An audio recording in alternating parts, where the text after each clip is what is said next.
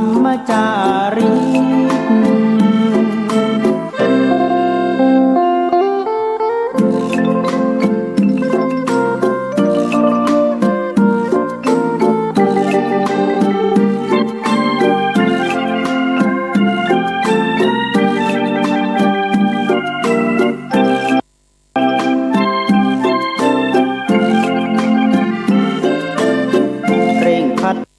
นาการอยู่การกิน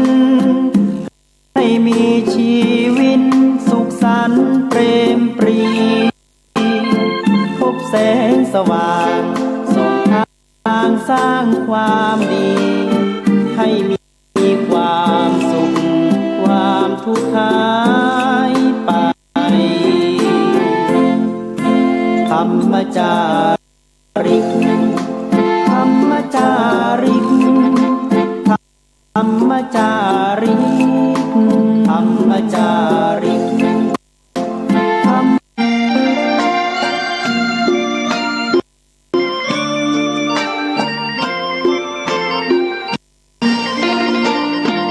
พุทธศาสนาเชื่อมมากับเมืองสยามวัดบ้านโรงเรียนเขตข้ามปฏิบัติตามแม่ตามเรรวนคิดทำสิ่งใดเป็นไปเพื่อประโยชน์ทั้งมวลนังครวนทางสายกลางชนะตนยิ่งใหญ่ในทุกแห่งหนยิ่งกว่าชนะคนในสงครามไม่มีกลับแพ้ไม่มีเรื่องแย่มาลุกลามประพฤติปฏิบัติตามองค์สัมมาสัมพุทธเจ้า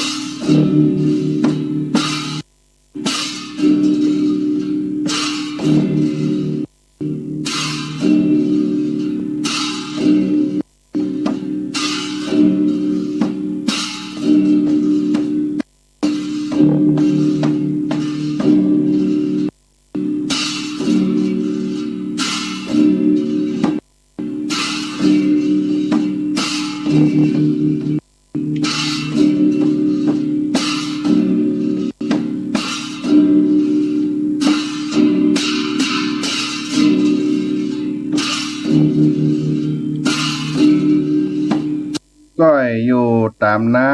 ำทำไปตามตัวน้ำเปียงใดดอกบัวเปียงอั้นถวายความเคารพพระมหาเถรานุเถระครูบาสังฆเจ้าทั้งหลายเจ้าตนเจ้าองค์เจริญสุขเจริญธรรมต้านสาธุชนพุทธบริษัททั้งหลายที่ได้สดับรับฟังธรรมะทางสถานีวิทยุวัดฝายหินคลื่น FM 104.50 เมกะเฮิรตซ์มหาวิทยาลัยเชียงใหม่เมื่อค่ำยามเย็นในวันนี้เสียงธรรมพระธรรมจาริกได้มามาพบกับท่านสาธุชนในวาระยามเย็นในวันนี้ในต้นรายการได้นำเอาสุภาษิตล้านนาไทยมาฝากมาปันเป็นคติธรรมคำสอนบรรพชนบรรพบุรุษ ของโบราณล้านนาของเฮา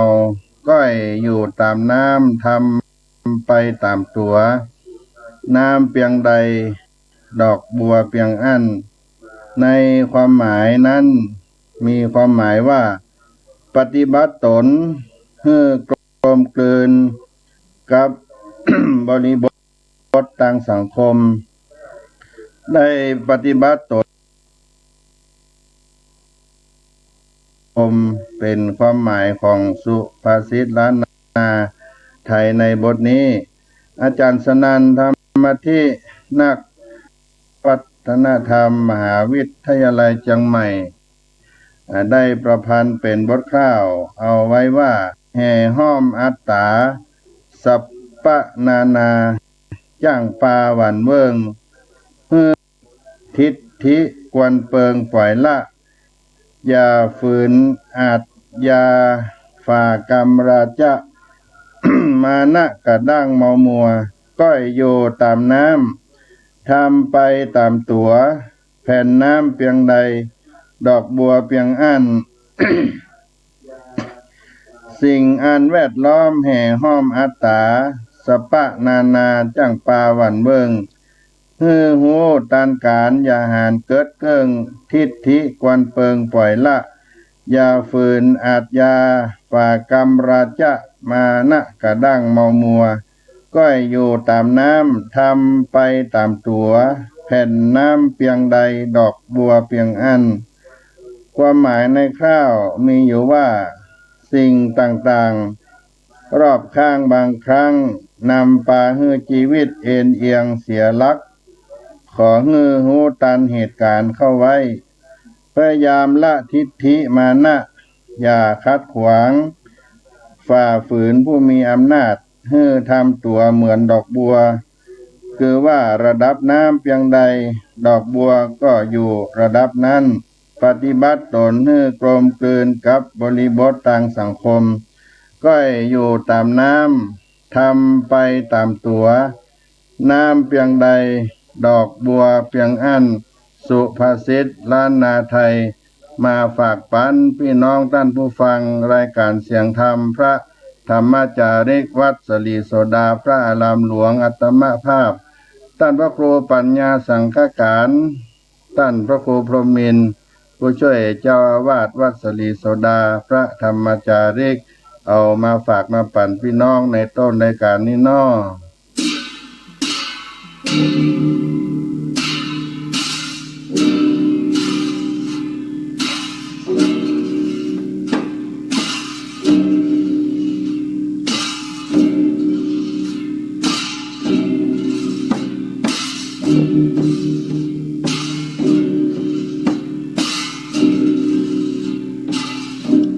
ท่านสาธุชนท่านผู้ฟัง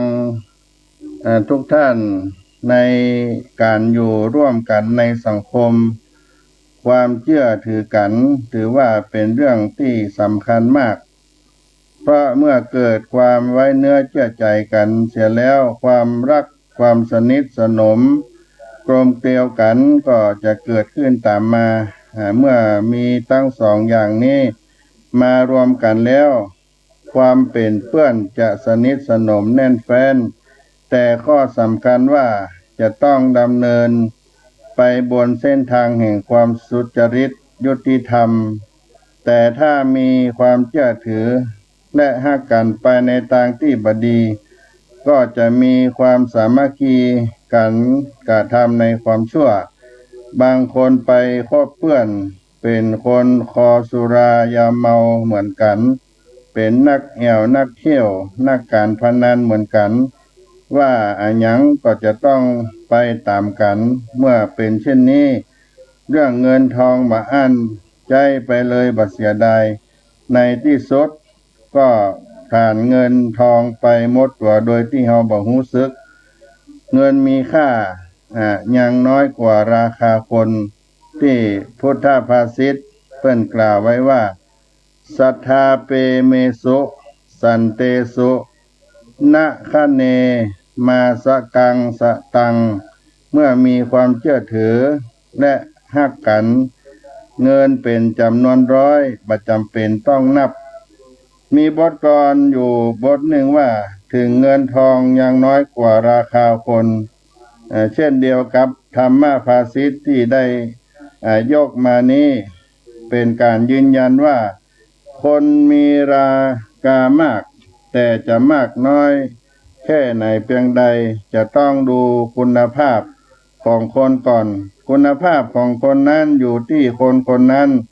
จะทำให้คนเขาฮักและเชื่อถือได้มากน้อยเพียงใดแต่จะต้องดำเนินไปด้วยสุจริตยุติธรรมตัวดีกว่าใช้เงินทุ่มเพื่อที่จะให้มาซึ่งชื่อเสียงลาภยศสรรเสริญถ้าอย่างนี้ดีจะบัดทนบ่ไหวอยู่ได้การที่จะทำให้คนอื่นรักนั้นจะต้องปฏิบัติตนอยู่ในสังคมวัตถุธรรมสี่ก็คือการแบ่งปันวัตถุอันจะเป็นการยึดน้ำใจของกันและกันไว้ได้การเจรจากำอู้กำจ่าถ้อยคำมันเป็นที่ฮักต่อกันการช่วยเหลือเจือจุนกันการทำตนให้เป็นประโยชน์หรือช่วยเหลือประโยชน์แก่กันและลงใต้โดยการวางตนให้เหมาะสมอันจะเป็นที่ฮักและเชื่อถือของสังคมเมื่อปฏิบัติตนได้ดังกล่าวจะย่อมจะเป็นที่ฮักของบุคคลอื่นหากจะทำให้เกิดความเชื่อถือก็จะต้องเพิ่มในธรรมะในข้อคฤหัสถธรรมสี่เข้าไปด้วยได้แก่สัจจะความซื่อสัตย์จริงใจต่อกันธรรมะก็คือความข่มใจขันติความอดทนและจาคะความรู้จักการเสียสละทั้งสี่นี้ถือว่าเป็นธรรมที่เป็นพื้นฐานที่จะนำให้คนอื่น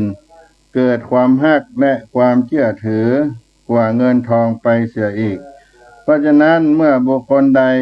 มาปฏิบัติตนอยู่ในสังฆะวัตถุธรรมทั้งสี่และฆราวาสธรรมทั้งสี่ประการดังกล่าวมานี้บุคคลนั้นย่อมจะเป็นที่ฮักและเป็นที่เชื่อถือของบุคคลโดยทั่วไปขอให้ได้ได้คิดว่าหนึ่งจะเชื่อถือฮักไผเงินเท่าใดก็มานับการอยู่ร่วมกันต้องสมานมิตรภาพสองมีเงินมีค่ายังน้อยกว่าราคาคนการสร้างไมตรีจะดีเหลือล้นเป็นธรรมะพุทธภาษิตมีเงินมีค่ายังน้อยกว่าราคาคนศรัทธาเปเมสุสันเตสุนะคะเนมาสกังสตังเมื่อมีความเชื่อถือและฮักกันเงินเป็นจำนวนร้อยบ่จำเป็นต้องมานับก็นำมาฝากมาปัน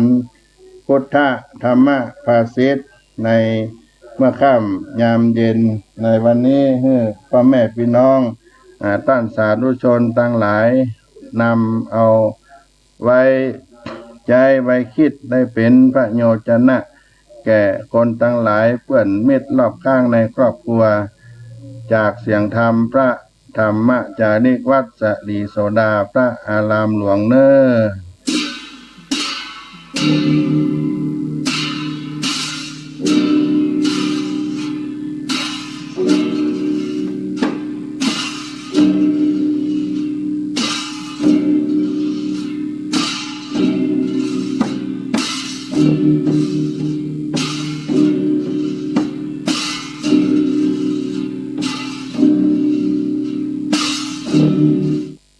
ญาติโยมท่านพุทธบริษัทสาธุชนที่ฮักและเคารพนับถือทั้งหลายวัดสลีโสดาพระอารามหลวง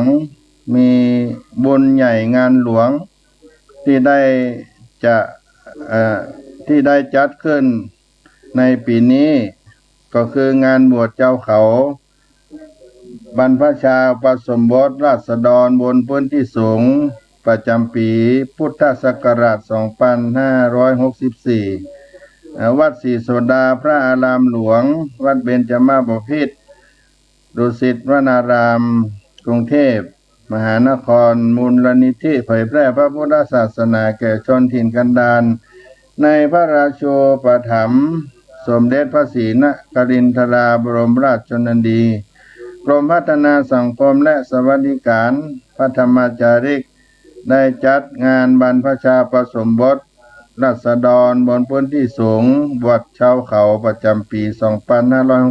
2564 ในวันอาทิตย์ที่ 11 กรกฎาคม 2564 ณ วัดศรีโสดาพระอารามหลวงจังหวัดเชียงใหม่ เป็น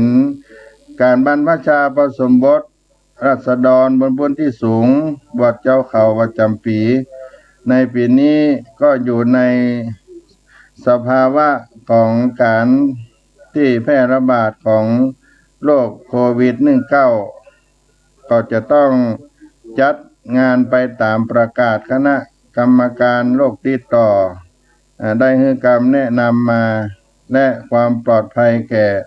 ประชาชนเจ้าหน้าที่ภายใต้สถานการณ์การแพร่ระบาดของโรคติดเชื้อไวรัสโคโรนา 2019 หรือโรคโควิด -19 ท่านสาธุชนได้รับฟังก็มีโอกาสได้ร่วมบุญเป็นเจ้าภาพร่วมบรรพชาอุปสมบทราษฎรบนพื้นที่สูงบวชเจ้าเขาประจำปี 2564 ก็เชิญชวนมาร่วมบุญกันได้ณวัดศรีโสดาพระอารามหลวงจังหวัดเชียงใหม่เป็นสำนักใหญ่ที่เป็นส่วนกลางในการบวชในงานพระธรรมจาริกประจำปีพุทธศักราช 2564 ในปีนี้ก็จะได้จัดการบวชในโครงการพระธรรมจาริกถวายเป็นพระราชกุศลพระบาทสมเด็จพระเจ้าอยู่หัวในรัชกาลที่ 10 สำนักงานพระธรรมจาริกส่วนภูมิภาคสำนักงานพระธรรมจาริกจังหวัดและศูนย์อบรมศีลธรรมและส่งเสริมพระพุทธศาสนาบนพื้นที่สูงแบ่งเป็น5 สถานที่ในการจัดงานบวชในปีนี้รวมยอดทั้งหมดนั้น227 รูปวัดศรีโสดาพระอารามหลวงจังหวัดเชียงใหม่105 รูปจังหวัดแม่ฮ่องสอนสำนักงานพระธรรมจาริกจังหวัดแม่ฮ่องสอนวัดแม่ลาน้อยอำเภอแม่ลาน้อยจำนวน32 รูปจังหวัดน่านสำนักงานพระธรรมจาริกจังหวัดน่านหน้าวัดพระธรรมจาริกห้วยสะแตงอำเภอตุ้งจ้างจำนวน25 รูปจังหวัดตากจำนวน32 รูปณศูนย์อบรมศีลธรรมและส่งเสริมพระพุทธศาสนาบนพื้นที่สูงณวัดพระธรรมจาริกแม่สดิษฐ์หลวงเป็นศูนย์ที่ได้จัดงานในสถานที่บวชจะจัดบวชณวัดพระธรรมจาริกต่อพระคีอำเภอต้าสองยางจังหวัดตากแห่งที่ 5 จังหวัดลำปางจำนวน23 รูปศูนย์อบรมศีลธรรมและส่งเสริมพระพุทธศาสนาจังหวัดลำปางที่มีเขตพื้นที่ดูแลลำปางจังหวัดแพร่ได้จัดบวชณวัดพระธรรมจาริกวังใหม่ตำบลร่องเคาะอำเภอวังเหนือจังหวัดลำปางจำนวน23 รูปรวมแล้วเป็น227 รูปถ้าหากว่าท่านสาธุชนจะได้มีโอกาสร่วมบุญกุศลก็มาที่วัดศรีโสดาพระอารามหลวงเป็นสำนักงานใหญ่ในการจัดงานบวชปัจจุบันทุกวันที่มีญาติโยมได้มาร่วมบุญก็ทยอยกันมาถึงวัดศรีโสดาก็มาอธิษฐานจิตอธิษฐานใจยกผ้าไตรยกบาตรอธิษฐานร่วมเป็นเจ้าภาพบวชทางโครงการพระธรรมจาริกวัดศรีโสดาก็ประกาศบุญว่าท่านจะร่วมเป็นเจ้าภาพก็ประกาศบอกบุญกองละ 2,500 บาทหรือตามกำลังศรัทธาญาติโยมจะร่วมบุญกุศลเป็นเจ้าภาพได้และในการร่วมกุศลในการบวชชาวเขาผ่านทางธนาคารก็มีธนาคารกรุงไทยในสาขาสะพานขาวชื่อบัญชีออมทรัพย์เลขที่021-1-22540-1มูลนิธิเผยแพร่พระพุทธศาสนาแก่ชนถิ่นกันดารก็เป็นบัญชีหลักบัญชีเดียวที่ได้เปิดผ่านทางธนาคารร่วมกุศลงานบวชชาวเขา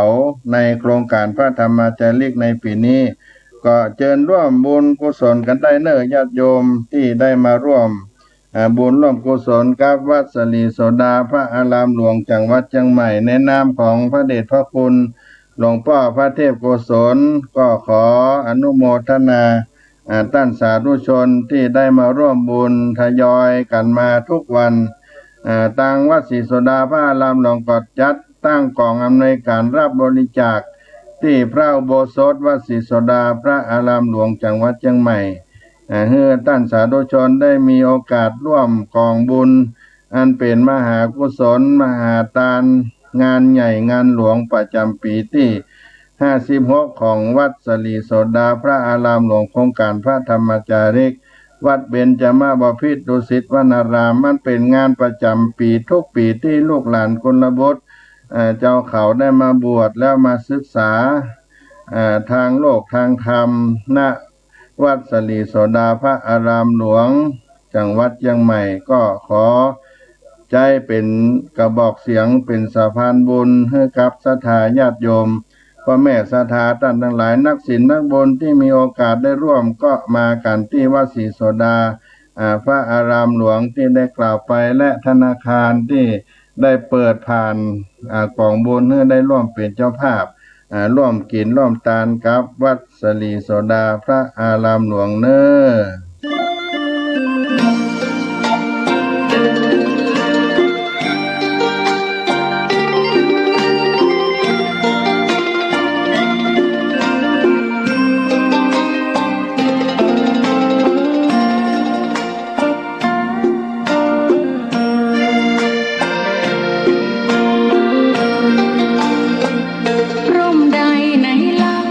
จะเย็นเท่าร่มโพธิ์ทองทั่วลาศรัทธายกย่องร่มของพุทธศาสนายิ่งกว่าร่มใดกันแดดไฟฝนลมหน้าหนาแผ่กิ่งก้านสาขาปกคลุมประชาทุกชีวิตเย็นใดไหนจะเทียมเท่าเย็นใจพระธรรมที่ทรงตรัสไว้เป็นความจริงใสตรัสไว้ด้วยดีผู้ทำเห็นเองไม่จำกัดการเวลานาทีผิดถูกแก้กันตรงนี้จะไม่มีเรื่องราวก่อกวนพุทธศาสนาเชื่อมมากับเมืองสยามวัดบ้านโรงเรียนเขตข้ามปฏิบัติตามแม่ยามเรรวนคิดทำสิ่งใดเป็นไปเพื่อประโยชน์ทั้งมวลทำดีละสิ่งยั่วยวนขนึงครวญทางสายกลางชนะในเล่าจะเทียมเท่าชนะตนยิ่งใหญ่ในทุกแห่งหนยิ่งกว่าชนะคนในสงครามไม่มีกลับแพ้ไม่มีเรื่องแย่มาลุกลามประพฤติปฏิบัติตามองค์สัมมาสัมพุทธเจ้า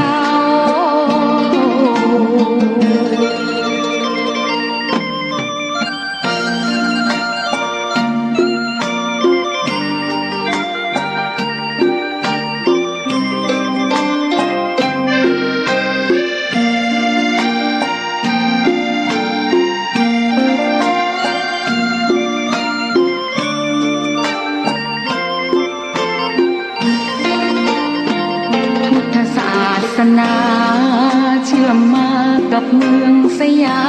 มวัดบ้านโรงเรียนเขตข้ามปฏิบัติตามแม่ยามเรรวนคิดทำสิ่งใดเป็นไปเพื่อประโยชน์ทั้งมวลทำดีละสิ่งยั่วยวนขนึงครวญทางสายกลาง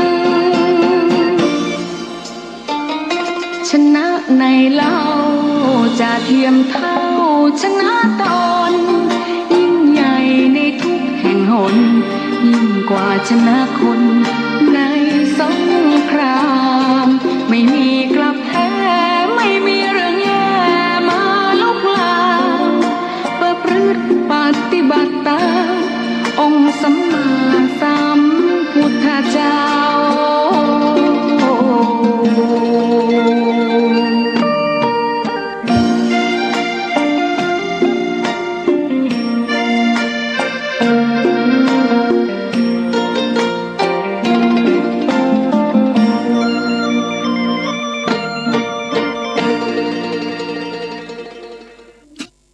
ท่านสาธุชนพุทธบริษัททั้งหลายเมื่อค่ำยามเย็นในวันนี้อาตมาภาพจะได้นำเอาพระธรรมเทศนาตำนานประวัติเจ้าพระคุณสมเด็จพระพุทธชินวงศ์ปฐมสมเด็จแผ่นดินล้านนาไทยซึ่งเป็นพระมหาเถระที่อยู่ภาคเหนือของเฮาในแผ่นดินล้านนา ได้เป็นสมเด็จพระราชาคณะรูปแรกในรัตนโกสินทร์มีนามว่าสมเด็จพระพุทธชินวงศ์สุวรรณโชตมหาเถระเป็นองค์ปฐมประธานคณะพระธรรมจาริกได้มีคุณูปการต่อราษฎรบนพื้นที่สูงหรือพี่น้องเจ้าเขาเป็นอนันต์อเนกก็จะได้นำมาเทศนาธรรมเมื่อท่านทั้งหลายหลวงพ่อเจ้าพระคุณสมเด็จพระพุทธชินวงศ์ปฐมสมเด็จแผ่นดินล้านนาไทยทรงเราได้พูดถึงพร้อมด้วยศีลาจารวัตรอันงดงามบริสุทธิ์บริบูรณ์ในพระธรรมวินัยย่อมดำรงฐานะสังฆบดีผู้แผ่นดินแห่งพระมหาธรรมราชาผู้ประเสริฐและดำรงฐานะเป็นเนื้อนาบุญอันเลิศของเหล่าพุทธศาสนิกชนกุณสมบัติอันน่าสรรเสริญเหล่านี้ประชุมรวมในพระมหาเถระผู้เป็นปฐมสมเด็จแผ่นดินล้านนาไทยที่มีนามมงคลว่าเจ้าพระคุณสมเด็จพระพุทธชินวงศ์สุวรรณโชโตปรริยนธรรม7ประโยคชาติภูมินามเดิมเจ้าพระคุณสมเด็จพระพุทธชินวงศ์มีนามว่าสุวรรณเขื่อนเพชรมารดาชื่อแม่อุ้ยขันแก้วยังมูลบิดามีนามว่าพ่ออุ้ยน้อยจีวงเรียงศรีเกิดเมื่อวันที่5เกิดวันที่5มิถุนายนพุทธศักราช2463ที่บ้านนางแลตำบลนางแลจังหวัดเชียงรายพุทธศักราช2477ได้บรรพชาเป็นสามเณรที่วัดนางแลจังหวัดเชียงรายโดยมีพระครูสุตาลังการวัดกลางเวียงตำบลในเมืองอำเภอเมืองจังหวัดเชียงรายเป็นพระอุปัชฌาย์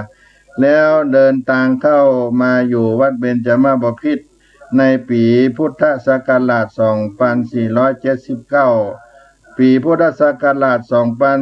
2483ได้อุปสมบทณวัดเบญจมาบพิตรดุสิตวนารามมีพระพรหมมุนีก็คือสมเด็จพระสังฆราชปลดกิติโสภโนเป็นพระอุปัชฌาย์พระสรพานกวีคอนนันทิโยต่อมาเป็นพระมงคลวัดกวีเป็นพระกรรมวาจาจารย์พระราชเวทีดอกไม้อุตตภัทโทวัดเบญจมาบพิตรเป็นพระอนุสาวนาจารย์เมื่ออุปสมบทแล้วได้ศึกษาเล่าเรียนพระปริยัติธรรม ต่อมาได้สอบได้เป็นปริญญาธรรม7ประโยคในปีพุทธศักราช 2490 ต่อมาปี 2493 ได้โปรดแต่งตั้งเป็นพระราชาคณะที่พระกิตติวงศ์เวทีได้เลื่อนสมณศักดิ์เป็นไปตามลำดับจนถึงสมณศักดิ์สุดท้ายที่ได้เป็นปฐมสมเด็จแผ่นดินล้านนาไทยคือเจ้าคุณสมเด็จพระพุทธชินวงศ์ในปีพุทธศักราช 2532 ท่านเจ้าพระคุณสมเด็จพระพุทธชินวงศ์สุวรรณโชตมหาเถระได้รับเลือกในการแต่งตั้งเป็นเจ้าวาดวัดเบญจมบพิตรปีพุทธศักราช 2506 นับเป็นเจ้าอาวาสรูปที่ 3 ต่อจากเจ้าพระคุณสมเด็จพระอริยวงศาคตยานสมเด็จพระสังฆราชสกลสังฆปรินายกกิติโสภโนมหาเถระปลดกิติโสภโนปริญญาธรรม9ประโยคสมเด็จพระพุทธชินวงศ์สุวรรณโชโตเป็นพระมหาเถระรูปแรกของแผ่นดินล้านนาที่ได้รับพระราชทานสถาปนาเป็นสมเด็จพระราชาคณาจารย์สุพรรณบัตรพระผู้อุทิศแรงกายแรงใจทำหน้าที่เป็นเสาหลักแห่งสังฆมณฑลอย่างสุดความสามารถผลงานการเผยแผ่ธรรมของท่านมีชื่อเสียงขจรไปทั่วประเทศไทยและต่างประเทศอุตรมหาคณะประธานาธิบดีท่านเจ้าพระคุณสมเด็จพระพุทธชินวงศ์สุวรรณโชตมหาเถระได้ดำรงตำแหน่งหน้าที่แห่งเจ้าคณะใหญ่หนเหนือผู้ให้การปกครองดูแลพระภิกษุสงฆ์ในภาคเหนือทั้งหมด16จังหวัดเป็นกรรมการมหาเถรสมาคมเจ้าคณะภาคและเป็นแม่กองบาลีสนามหลวงผู้ให้การส่งเสริมการศึกษาปริยัติธรรมแผนกบาลีอย่างกว้างขวางซึ่งถือเป็นหลักสำคัญในการรักษาพระธรรมคำสอนองค์สมเด็จพระสัมมาสัมพุทธเจ้าให้ถูกต้องและสืบทอดยาวนานงานพัฒนางานสงเคราะห์เจ้าเขาท่านเจ้าประคุณสมเด็จพระพุทธชินวงศ์สุวรรณโชตมหาเถระเป็นปูชนียภิกขุผู้ให้การสงเคราะห์แก่หมู่สงฆ์และชนทั้งผองด้วยเมตตาธรรมโดยเฉพาะพี่น้องเจ้าเขาที่อาศัยอยู่ตามป่าตามดอยเลิกเข้าไปในถิ่นทุรกันดารตามตะเข็บชายแดนทางภาคเหนือทางภาคตะวันตกของประเทศไทยซึ่งมีจำนวนทั้งสิ้นเป็นนับประมาณว่า 50,000 คนต้านเปรียบเสมือนเทียนเล่มแรกที่เปล่งแสงสว่างในท่ามกลางความมืดมิดในชีวิตจิตใจของพี่น้องชาวเขาทุกหมู่เหล่าจนได้บังเกิดผลดีมีพี่น้อง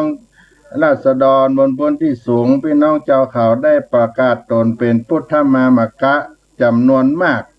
ในชุมชนที่เจ้าคุณสมเด็จได้เหยียบย่างไปถึง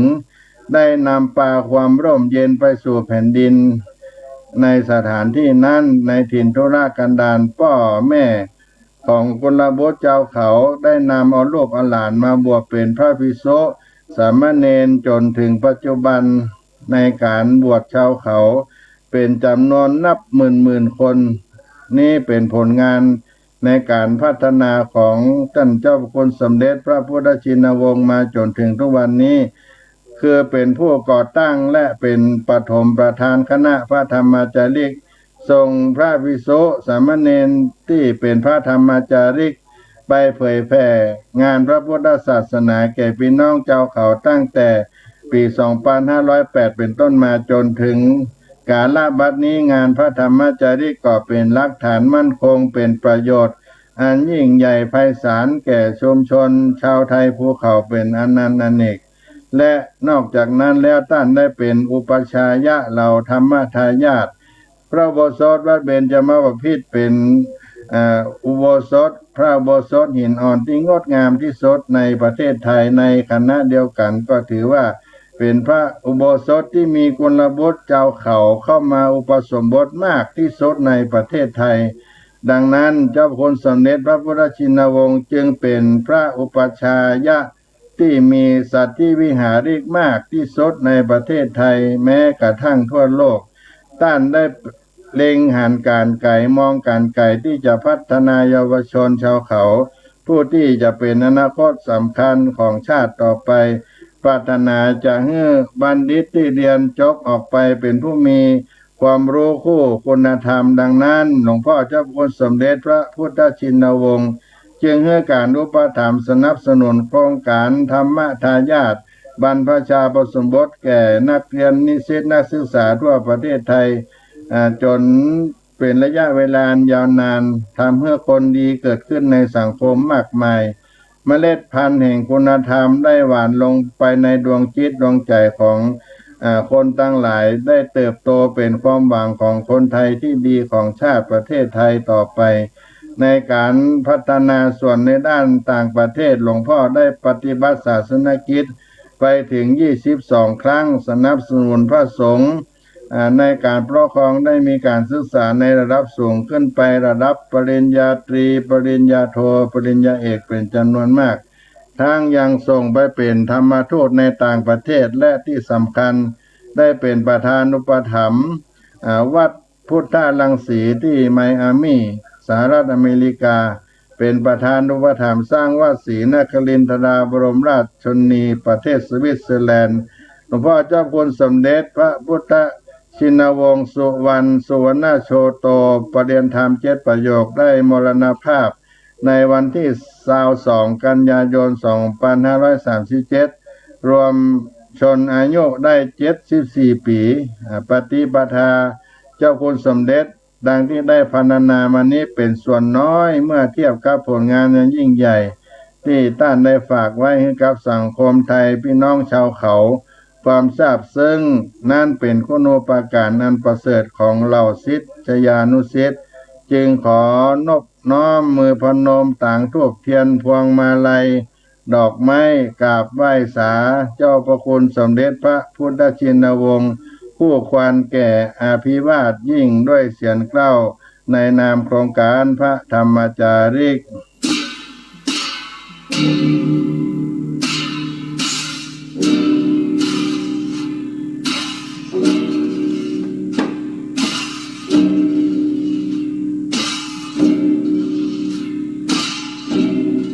อภิวาวันตากับน้อมมือต่างดอกซ่อมแตนเครื่องสักกามหาเถระเจ้าตนบุญนาสมเด็จพุทธาจินาวงศ์เจ้าองค์ปฐมังแหกยังเก้าเงาธรรมจาริกเฮาแต่ไทยสมเด็จพุทธังปุญญังบ่ไล่เป็นแสงส่องให้มักกังเผยแผ่ธรรมะพุทธสัทถังหมู่จ้านานังเจ้าเขามากหน้าพระเดชพระคุณมีบุญเอกเป็นรัตนาเลิศล้ำต้านจากลาไปสินใสบ่จำธรรมะต้านตั้งมั่นใจคนขอบุญส่งโยได้เสวยผลทิพวิมานบนทิพวิมานบนจันฟ้าเวียงแก้วแดนเกษมสุขวิมุตติผ่องแผ้วมหาเนรปานเจียงเต้าวัดศรีโสดาวันตาข้ามเจ้าสมเด็จพ่อเจ้ากุณาธรรมจาริกขับไหว้สารสาสังฆบิดามหาเถรเจ้าสังฆบิดามหาเถรเจ้า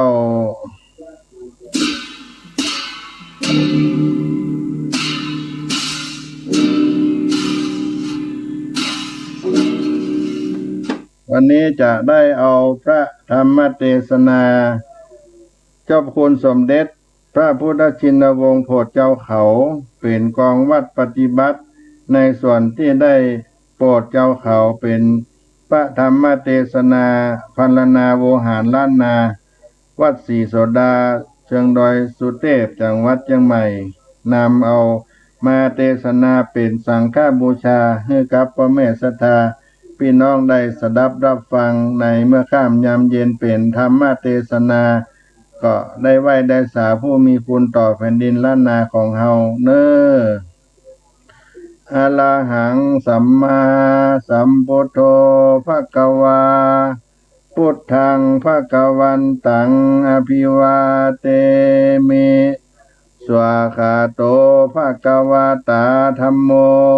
ธัมมังนามัสสามิ สุปฏิปันโนภะคะวะโต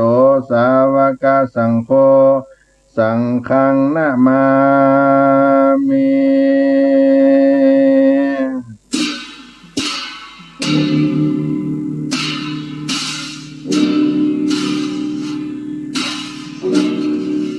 สมเด็จเลยพระคาโตฉลาดเสด็จขึ้นธรรมาสน์แก้วและจองคำวายหลังอาบเอิงดีมีรัศมีงามอยู่ย้อยแย้ม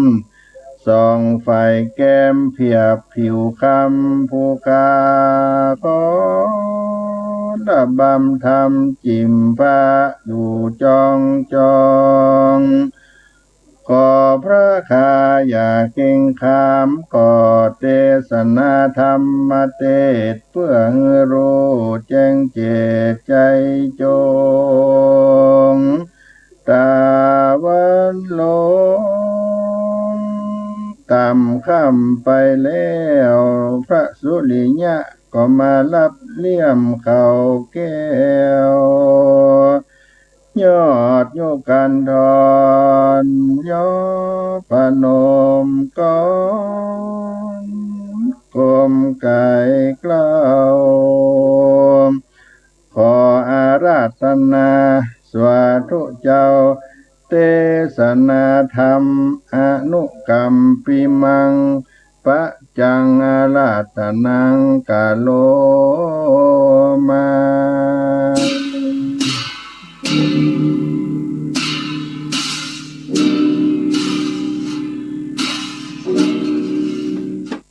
นะโมตัสสะภะคะวะโตอะระหะโตสัมมาสัมพุทธัสสะพุทโธเสโตติโลกัสสมิงสัพพะสัตโตอะหังวันตามิสิลาสะธัมโมเสโตติโลกัสสมิงสัพพะสัตตาอะหังวันตามิสิราสะสังโฆเสโตติโรกัสสมิงสัพพะสัตตา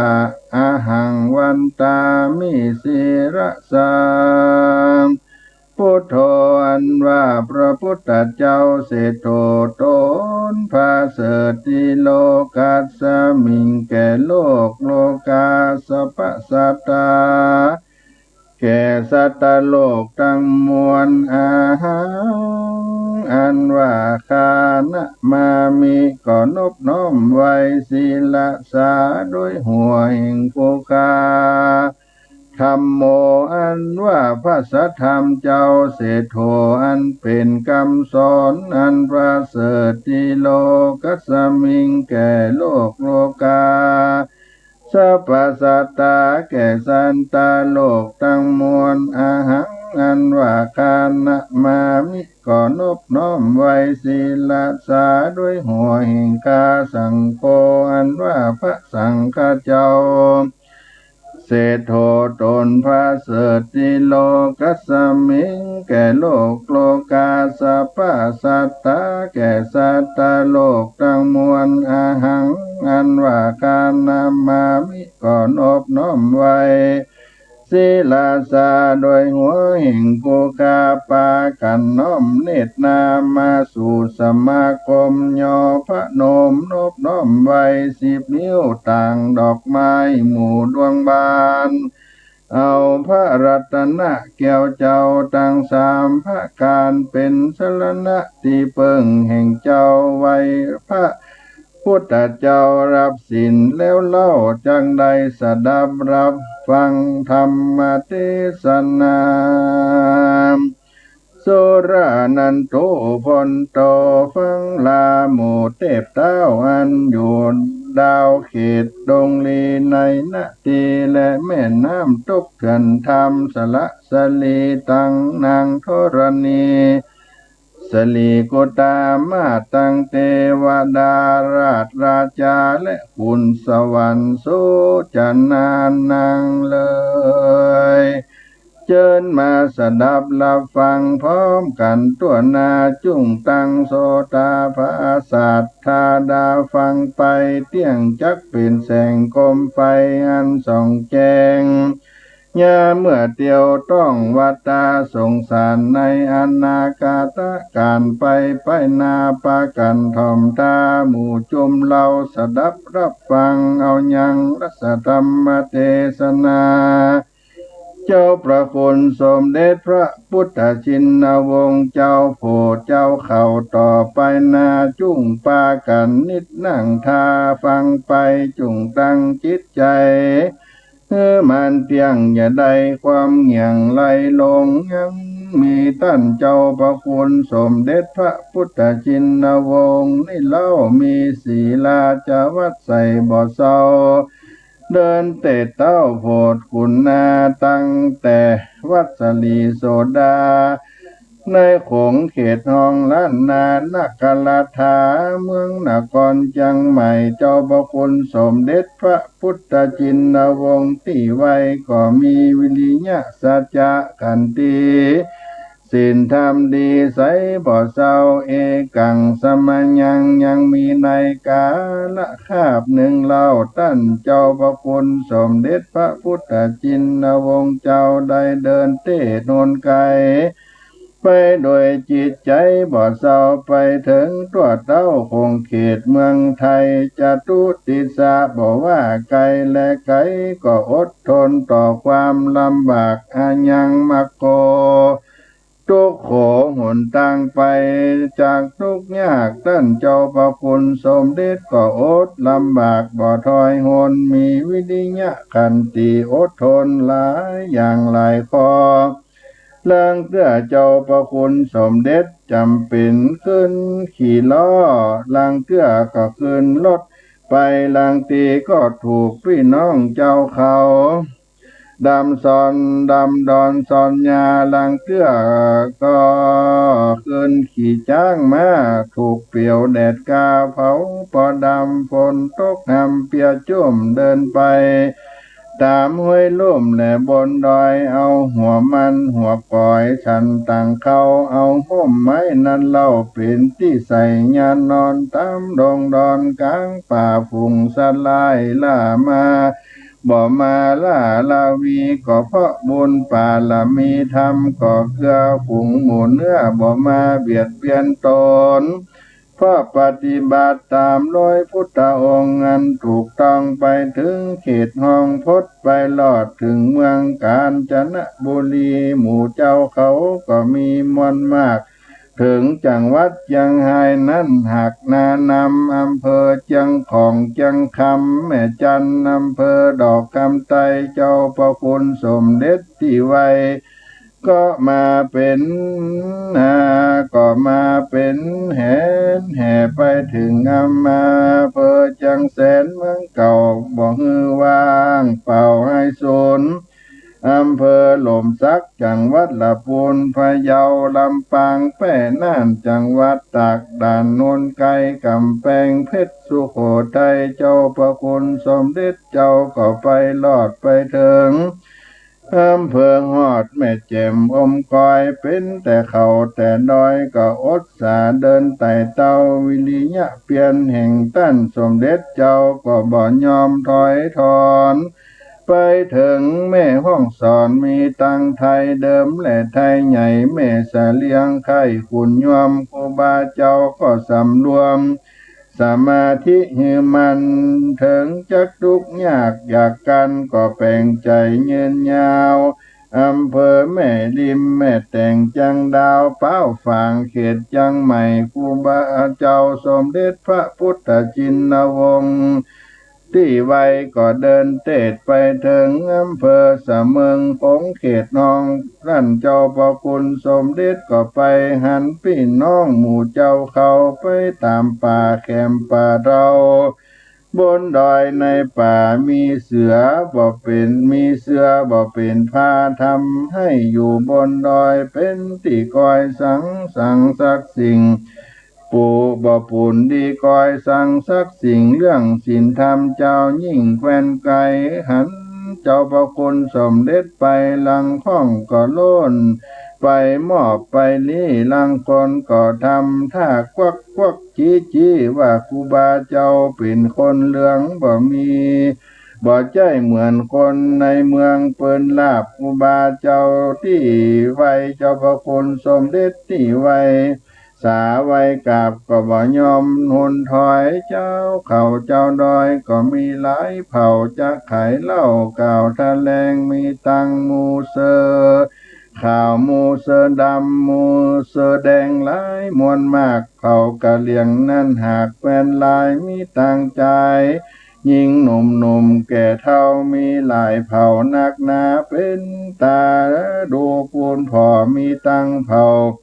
อีกก็แมวดำแมวลายหากมีลวงลายแต่เล่ามีจีนหอและเย้าลั่วถิ่น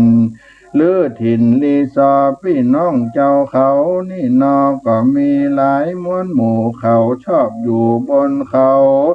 หากินไปตามภูมิลำเนาทำสวนทำไร่ถือพี่สางตามต้นไม้ใหญ่เป็นกำลังจิตใจคนอาการเจ็บเป็นสั่งอันใดก็ไปเลี้ยงผีตามต้นไม้กันบ่เลี้ยงหมูก็เลี้ยงไก่เขาถือผีเป็นใหญ่ตามเคยเจ้าพระคุณสมเด็จพระพุทธจินวงศ์เจ้าก็บ่ได้นิ่งเฉยไปคุ้นไปเคยทำอาสลมพักอยู่เจ้าพระคุณสมเด็จเจ้าก็ก้อยก้อยฟู่ไปสนิทสนมก้อยสั่งสอนอบรมไปเปื่อนไปเตื้อเล็กเตื้อน้อยอุปมาเหมือนกันเอามีดน้อยมาเคี่ยนที่ต้นตาลจำเป็นใจเวลานานว่ากว่ามันจะพูดขาดใดเจ้าพระคุณสมเด็จพระพุทธจินวงศ์ตีไว้นึกถึงแม่ในอันเป็นที่สุดเอาหางจุ่มน้ำแม่มหาสมุทรแล้วก็เอาออกสวยมาฟาดจักหะน้ำแม่มหาสมุทรฮือแห้งฮือขาดเจ้าพระคุณสมเด็จเจ้าก็มาตัดสินใจก้อยอบรมไปเตื้อเล็กเตื้อน้อยตั้งสมาธิฮือเรียบร้อยปากตานเจียนจาแนะนำฮือเรื่องพุทธศาสนานับถือผีเป็นประเวณีอันเก่าครูบาเจ้าก็ก้อยก้อยจาตั้นเจ้าพระคุณสมเด็จเจ้าก็สอนเขาได้หูยังกองวัดปฏิบัติตั้ง6 ภาการอัตวัดฮืออาบน้ำคัดสีงามมือร่างกายใสสะอาดการเจ็บเป็นเปียที่ใครพญาตก็รีบกินยาหาหมอก็อย่าไปนั่งรอนอนรออย่าได้คอยหาเปียที่พญาตผมเผาก็ได้สะอาดมันตัดมันวีเล็บตีนเล็บมือก็ได้ตัดถอนออกเพื่อกันโลกไปนอกบ่มากวนมาฟีปฏิบัติถูกอนามัยดีตามแบบเบาการรับลูกมาเมื่อเจ้าก็ช่วยนาสีฟันพื้นแพรพันนุ่งยองสมถูกต้องฐานะและหลักฐานอย่าไปแต่งกีนเกินพามานพอสมตาสมนาอย่าไปตีกองเอียงฟ้าอย่าไปขี่ม้าเอียงตะวันเกหาวัดก็คือว่าห่อเฮือนไผมันเจ็ดมันถูมันสะอาดมันปัดมันกวาดอย่าใดลกเหี้ยลุงลังมีสิ่งของสังเก็บไว้เป็นที่ถ้วยจ้อนปักให้ก้อยพอก้อยทีอย่าได้สาบได้เมนอาหารที่มันเหลือเด่นก็ได้เตได้ล้างอาหารที่ได้หลายวันเคินค้าง อย่าเอามากินมาชานกันมะแรงวันมาต้มไต่จ้างปลาเกิดโรคใหญ่พญาช่วยเกิดจ้างเกิดโรคอหิวาติดต่อนำความสุขทุกข์นำความทุกข์มาก่อเป็นไฟ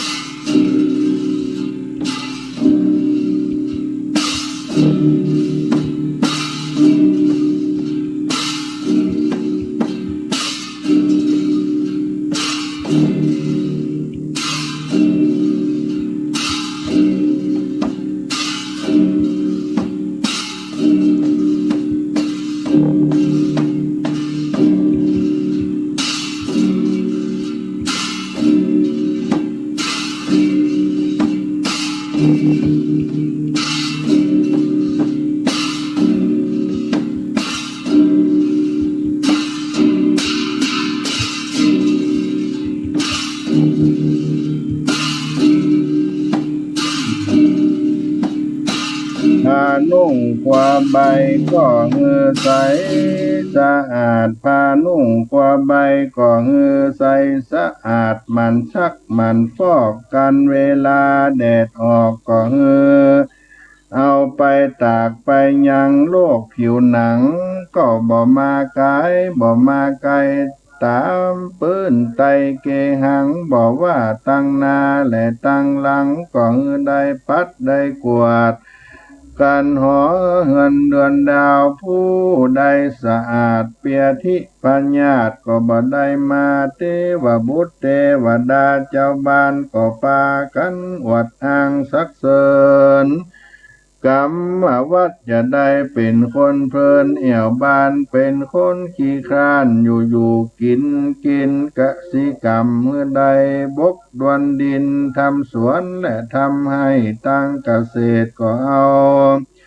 ใจใส่นิยมการทำนาจักปลูกถั่วเหลืองถั่วดินข้าวโพดได้จาก็มีประโยชนะอยู่แล้วปลูกฟักมนฟักแก้ว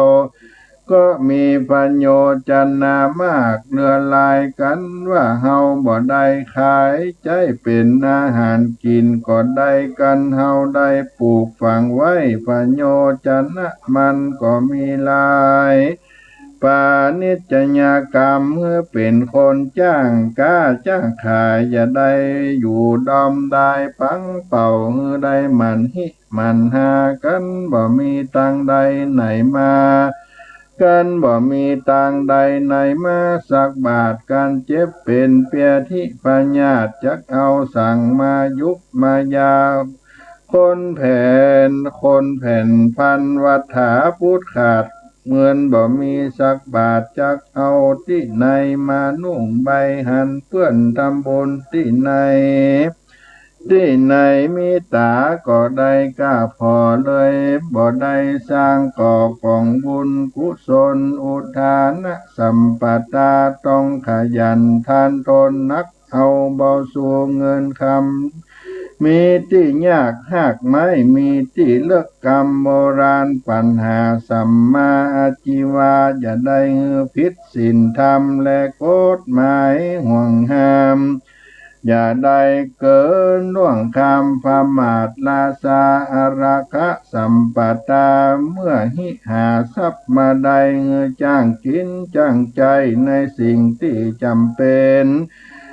หูกำหนดกฎเกณฑ์อย่าได้กินง่ายใจอวยได้ระวังรักษาเจ้าเป่าคุณสมเด็จพระพุทธจินวงศ์เจ้าก็ได้สั่งสอนมา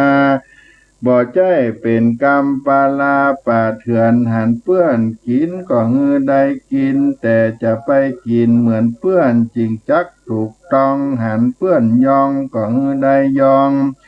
แต่จะไปยองเหมือนเปื้อนฮือรู้จักประมาณหันเปื้อนตาลก็ฮือได้ตาลแต่อย่าได้ตาลเหมือนเปื้อนกรรมนี้บ่ใจเป็นกรรมป่าเถื่อนปาลา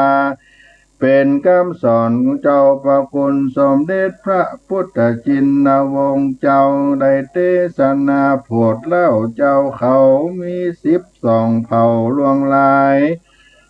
มันก้ามันขายอย่าไปอยู่ดอยได้ปังเป่าเจ้าพระคุณสมเด็จพระพุทธชินวงศ์เจ้าก็ได้กล่าวแถลงซื้อถูกแล้วเอาไปขายแป้งลำเปิงแยงจูเมื่อก้าขายบ่สิบหายสักเตือตีนไปก็มือไปเจ้าประคุณสมเด็จพระพุทธชินวงศ์เจ้าตนทะลงสินใสที่ถอยหมู่เจ้าเขาเจ้าดอยใหญ่น้อยก็ปากันจือเอากรรมโกรักกรรมได้เลี้ยงงัวควายเป็ดไก่ลวงลายเต็มคอกมันแพร่ออกลวงลายเสวกกรรมหมายเมียดมันการทำงานราชการนั่นก็ถูกต้องหน้าที่การงานสันใดจักดีบานจำเริญไปนาอย่าเนิ่นจ้าปะมาตราสาอันกันละยานะมิตรตาการคบหามิตรแถมเล่าเจ้าประคุณสมเด็จพระพุทธชินวงศ์เจ้าได้สั่งสอนมาการคบหามิตรนั่นนาเลือกก้อยนาเวลาเราจักซื้อผืนแผ่นผ้าก็เลือกก่อเนื้อดีๆเพราะคนเฮาในโลกีมันมีหลายมวลมากเปื้อนกินหาง่ายเปื้อนตายมันหายากมันจังลำบากเป็นตอนของตัวเก่าหัวเข่าคอนง่ายมีในยากจ้างมีหันคนรักมีเต้าผืนนางส่วนว่าคนจังมีเต้าผืนศาสตร์คนปานปาพิษพาดคบบัณฑิตนักผาดต่างนำไปหาผลได้จำไว้จุคนยิงใจหนุ่มเทาคบเราก็เป็นเราคบยาก็เป็นยาเจ้าประคุณสมเด็จพระพุทธชินวงศ์ผู้เป็นสังฆปิตาท่านได้เทศนาใครบอกเว้นมาได้ไก่ศอกเว้นวอกได้ไก่ว่าเว้นขี้เหล้าขี้บ่อนขี้ลักขี้ยาเว้นหัวบานห่างบานเว้นคนขี้เกียจขี้ค้านเว้นปอ3 จองเว้นคนสวกกาจองหองเว้นหัวโต้งหางโต้งครูบาเจ้าประคุณสมเด็จพระพุทธชินวงศ์ได้เสริมส่งพ่อแม่พี่น้องหมู่เจ้าเขาของหมู่จมเราปฏิบัติถูกต้องอากันทุกขวัดเวลาเจ้าบ้านพี่น้องแขกแก้วมาเยี่ยมมาใจแป่งนายิ้มแย้มแจ่มใสหูจักการเคารพนบกราบมีกิริยาอันสุภาพจ้างปากตานเจียนจาหาน้ำใสดีมารับตอนอย่าไปแป่งนาบูดนางอนบ่ใจเปื้อนมาลู่เอาเขาของอย่าได้เป็นคนจ่องห้องสวกกลาเจ้าข้าก็ควรว่ากันไปเปิ้นต้องการสั่งอันใดก็ค่อยจ๋าค่อยโอแขกเจ้าแขกนายก็ได้รู้ฐานะมันบ่เหมือนกันกำปากกำจานี่มันจังสำคัญจูเมื่อปากเปิ้นฮักปากเปิ้นจังปากเปิ้นเชื่อมันมีลายพระการผู้กับครูบาอาจารย์ก็สาไวแล้วอย่าได้ไปนั่งสูงนั่งไกลนั่งปอสมเปิงกวนนั่งถูกขบวน